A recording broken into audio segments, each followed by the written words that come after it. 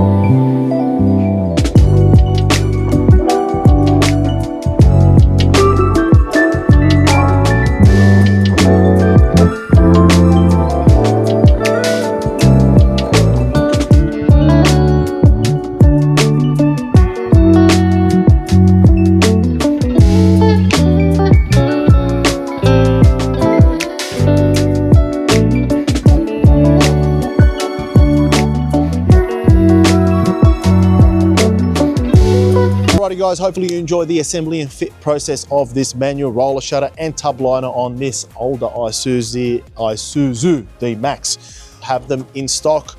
You can get them at ozcanopies.com.au. We deliver Australia-wide for both the liner and the roller shutter. If you've got other questions, please don't hesitate to give us a call, 0296278666. It's Chris. Like, subscribe, notification bell, you know what to do, and I will see you guys on the next one.